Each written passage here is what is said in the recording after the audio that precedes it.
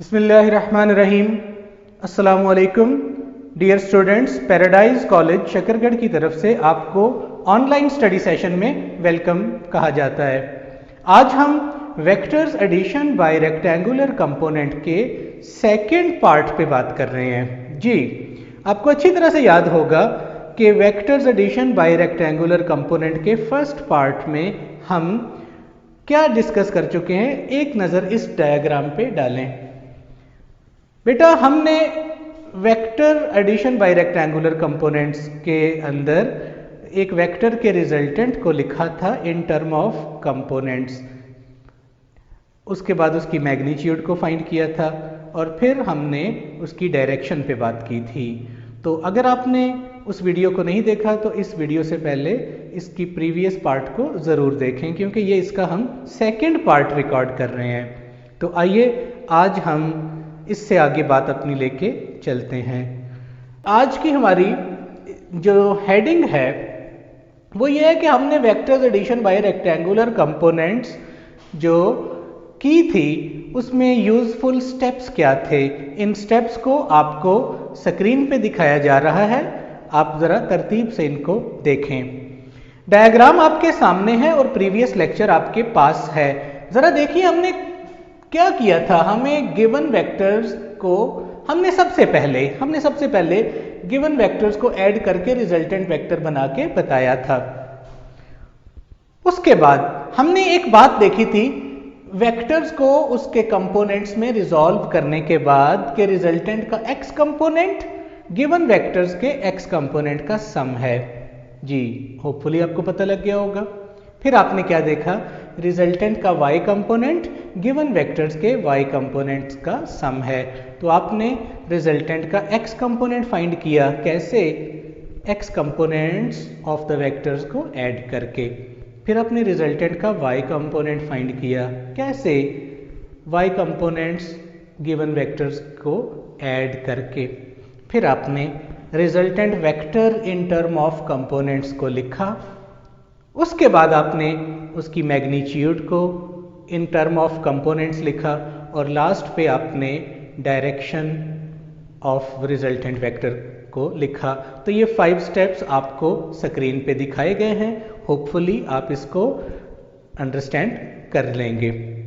तो आज का हमारा जो मेन पार्ट था वो ओरिएंटेशन ऑफ रिजल्टेंट है।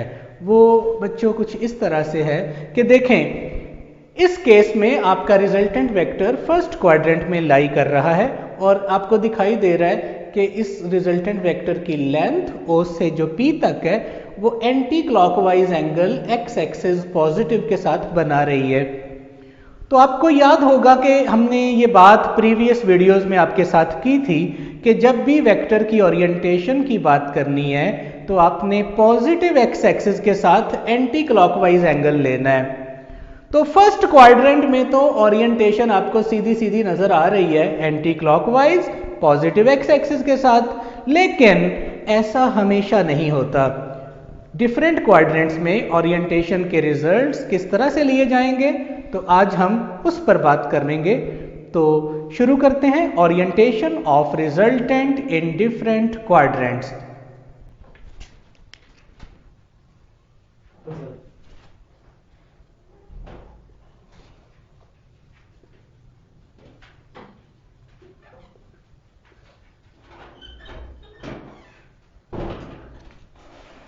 Dear students, orientation of resultant vector in different cases. आइए केस नंबर 1 पे बात करते हैं। बच्चों, केस नंबर 1 वही है जो आपको आपकी प्रीवियस डायग्राम में दिखाया गया है।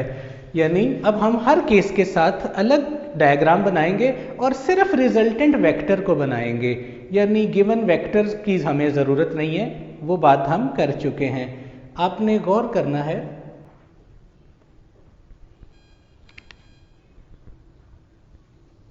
हमारा रिजल्टेंट वेक्टर R जो O से P तक है, O से P तक है, इसका एंगल एंटी क्लॉकवाइज थीटा बन रहा है पॉजिटिव x एक्सिस के साथ।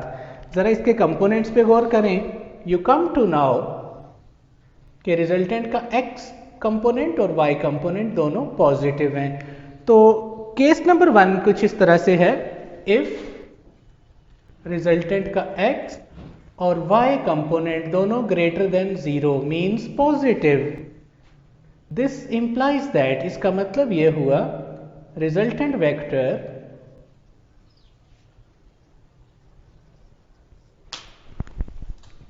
इसका मतलब यह हुआ कि resultant vector lies in first quadrant.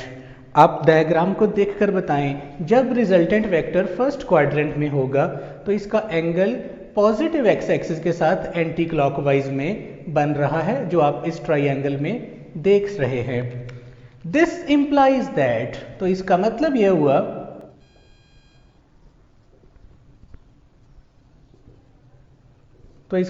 यह हुआ कि रिजल्टेंट की ओरिएंटेशन वही रिजल्ट है जो स्टेप नंबर 5 में आपने देखा था, theta is equal to tan inverse r y over r x.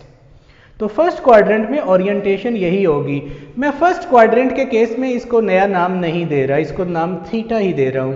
अब देखते हैं सेकंड, थर्ड और फोर्थ क्वाड्रेंट्स में क्या होता है, तो आइए चेक करते हैं।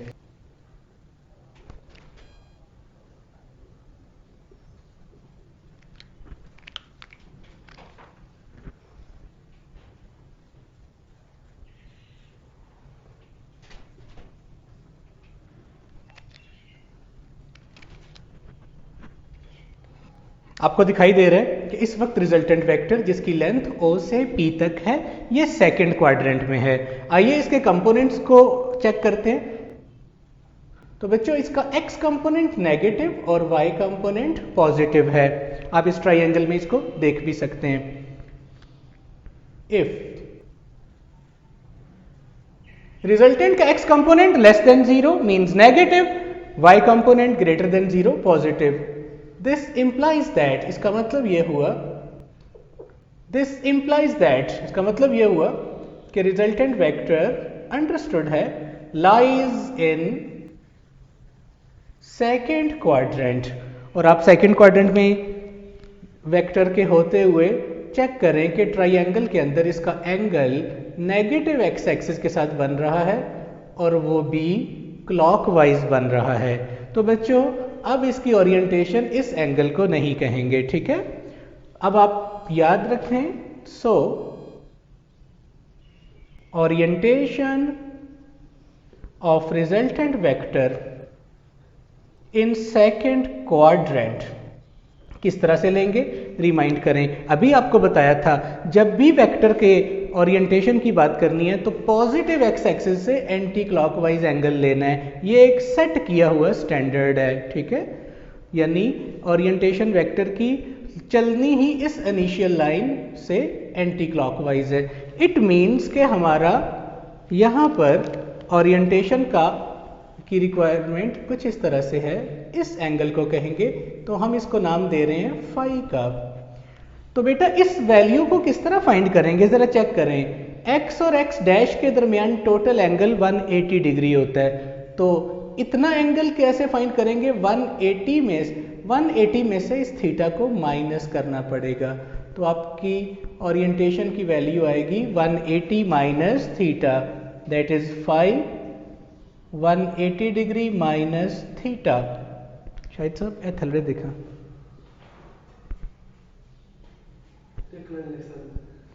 सो सेकेंड क्वाड्रेंट में ओरिएंटेशन 180 डिग्री माइनस, और थीटा आपको पता है tan inverse r y over r x है। इसको ब्लॉक दे रहे हैं। सेकेंड क्वाड्रेंट में ओरिएंटेशन का फॉर्मूला ये है। तो आपको जब असाइनमेंट्स दी जाएंगी न्यूमेरिकल्स के अंदर, हम इसको डिस्कस भी करेंगे, आपको पता लग जाएगा। तो हम लिखेंगे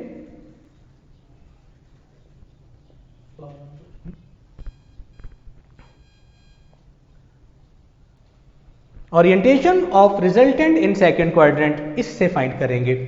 चलते हैं नेक्स्ट केस पे।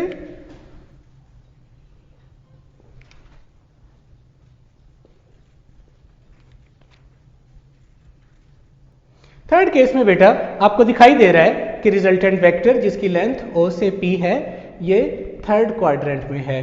तो थर्ड क्वाड्रेंट में होने पर आप इसके कंपोनेंट्स को चेक करें। तो इसके कंपोनेंट्स दोनों ही नेगेटिव हैं, मींस आर एक्स और आर वाई। इफ रिजल्टेंट का x कंपोनेंट लेस देन 0 और y component also less than 0, अगर दोनों कंपोनेंट्स नेगेटिव हैं तो आप कहेंगे कि this implies that resultant vector lies in third quadrant.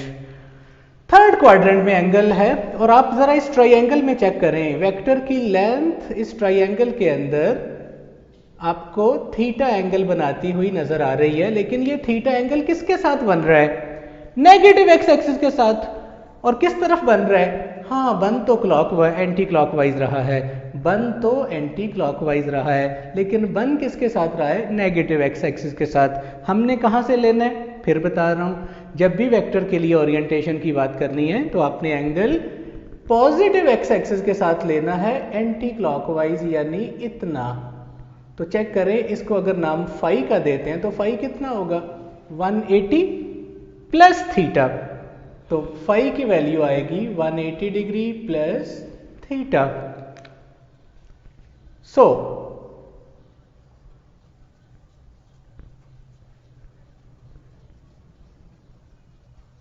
orientation of resultant in third quadrant is equal to phi, और phi इक्वल है 180 डिग्री प्लस थीटा के, और 180 डिग्री प्लस थीटा आप जानते हैं tan inverse r y over r x. तो इसको हम ब्लॉक दे रहे हैं, ये थर्ड क्वाड्रेंट में ओरिएंटेशन है। अब चलते हैं लास्ट केस की तरफ, यानी जब रिजल्टेंट वेक्टर फोर्थ क्वाड्रेंट में लाई करेगा। जी स्टूडेंट्स, फोर्थ केस में आपको दिखाई दे रहा है कि हमारा रिजल्टेंट वेक्टर जिसकी लेंथ O से P तक है, ये फोर्थ क्वाड्रेंट में है। जरा इसके कंपोनेंट्स को चेक करें। जब इसकी टिप से परपेंडिकुलर ड्रॉ करते हैं तो आप चेक कर रहे हैं कि इसका x कंपोनेंट पॉजिटिव है और y कंपोनेंट नेगेटिव है। इफ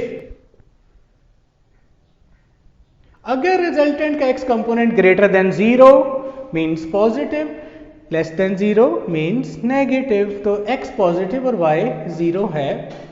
दिस इंप्लाइज दैट, तो इसका मतलब हुआ resultant vector lies in fourth quadrant. आप इस ट्राइंगल में चेक करें, इस वेक्टर की लेंथ थीटा एंगल आपको बनाती हुई दिखाई दे रही है और पॉजिटिव एक्स एक्सिस के साथ ही बना रही है, ठीक है। तो आप कहेंगे सर ये एंगल तो पॉजिटिव एक्स एक्सिस के साथ बन रहा है, लेकिन बेटा क्या ये एंटी क्लॉकवाइज बन रहा है? नहीं, ये क्लॉकवाइज है। आपकी क्या रिक्वायरमेंट है? आपने पॉजिटिव एक्स एक्सिस के साथ एंगल लेना है और एंटी क्लॉकवाइज लेना है। तो अब हम कहेंगे कि इस पॉजिटिव एक्स एक्सिस के साथ चले एंटी क्लॉकवाइज, तो फिर एंगल बनता है ये, जिसका नाम फाई रख दें। इसको कैसे कैलकुलेट करेंगे? आप जानते हैं कंप्लीट सर्कल का एंगल 360 डिग्री होता है, तो 360 में से इस थीटा की मेजरमेंट को माइनस कर दें तो फाई की वैल्यू आपके पास आएगी 360 डिग्री माइनस थीटा। सो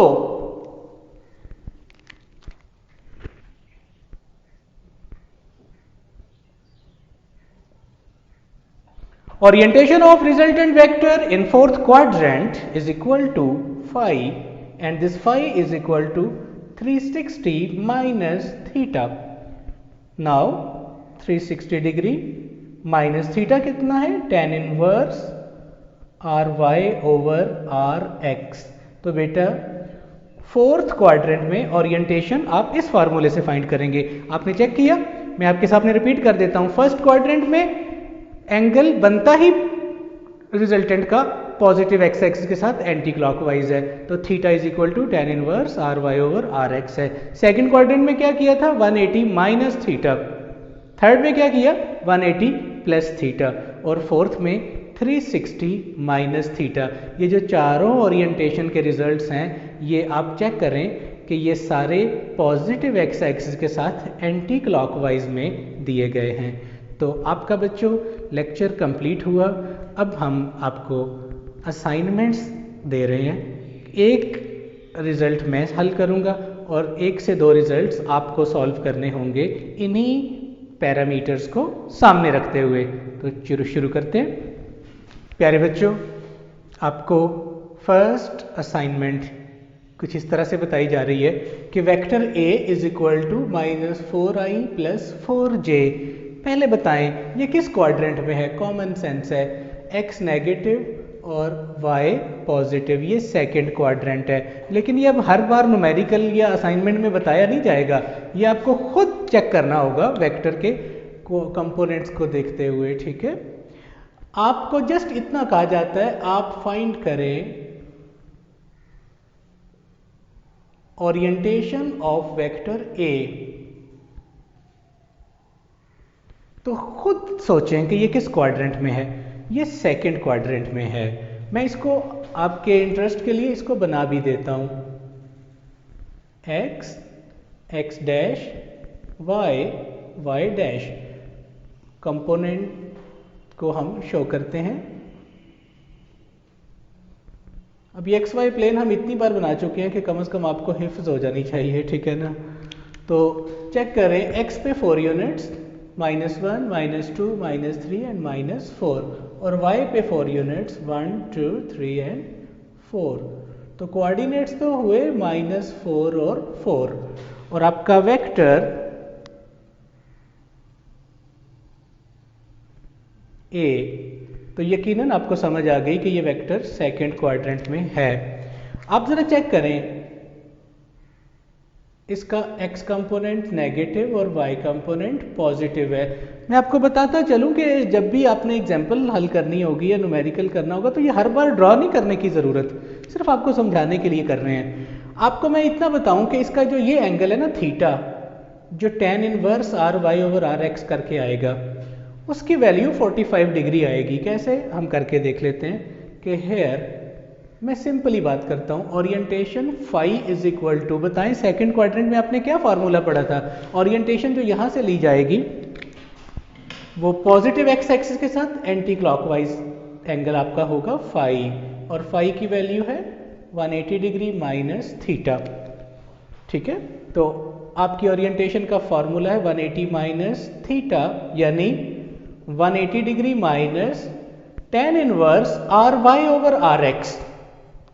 RY कितना है 4, RX कितना है, यहां माइनस पुट नहीं करना, माइनस का मकसद सिर्फ क्वाड्रेंट देखना होता है। ठीक है, tan के अंदर नहीं पुट करना। तो tan इनवर्स 1 आप कैलकुलेटर पे चेक करें, tan इनवर्स 1 जो है ये 45 डिग्री होता है और आपके पास रिजल्ट आ जाएगा 135 डिग्री। तो ये ओरिएंटेशन है। होपफुली आप इसको गेट कर गए होंगे। तो अब आपको करना है क्या, आपको वेक्टर b गिवन है -3i -3j। चलें आसान केस ही कर लेते हैं। You have to determine orientation of vector b। ठीक है, एक या 2 मिनट की बात है। और आपने इसके बाद वेक्टर c पे बात करनी है। वेक्टर c है 2i -3j और आपने इसकी भी ओरिएंटेशन ऑफ वेक्टर c ये आपने फाइंड करनी है। तो फारिग ना बैठे, पेपर पेंसिल निकालें और इनको करें। आज का लेक्चर हमारा कंप्लीट हुआ। होपफुली आप इसको अच्छी तरह से समझ गए होंगे। वीडियो में जहाँ किसी तरह की आपको समझने में प्रॉब्लम आए, आप वीडियो को थोड़ा पीछे करें, इनके केसेस को, इनके डायग्राम्स को गौर से देखें, तो होपफुली आप इसको बहुत बेहतर अंदाज में कंप्लीट कर लेंगे। Wish you very best of luck. अल्लाह हाफिज़।